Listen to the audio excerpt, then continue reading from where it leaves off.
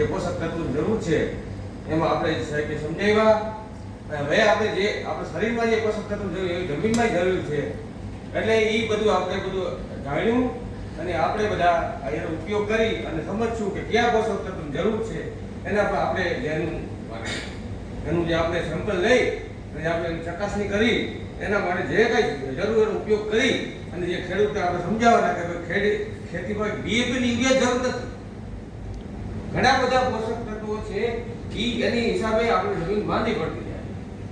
એટલે હવે આપણે બધાએ ખાલી સમજી અને બધા ખેડૂતને સમજાવો. ભલે 5 ખેડૂત જેટલા સમજે એટલા ધીરે ધીરે પરિવર્તન આવશે. બરોબર ને?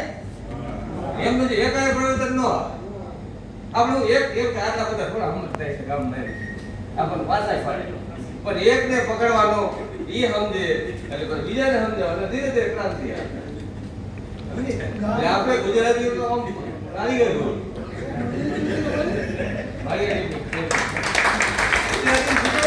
સાહેબ બોલતો ઘડીકો પૂંજાઈ જાય પણ આઈડિયા કરતા શું કરવું એટલે મને આમ પાવરફુલ મારે એવું લાગે કે ભણેલા સીધા ન બોલી પણ આપણે મગજમાં વિચાર આને શું કર્યું ગોઠાવવું જોઈએ.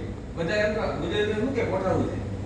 ભલે બધા આપણા એનસીએ ગયા ને એનસીએમાં ભલે ગયા આપણે બધા હિન્દી પાસે ઓફિસરો પણ સ્થાપના કે ગુજરાતી વિચાર ઉદય ગોળજી જામનગરના હતા એને એક્સેસ શબ્દ ખબર ને એટલે કેવા પર ગોઠાવવું જોઈએ. આવા બધું આપણે કે સમજવું પડે. મંદિર આવા કિસ્સા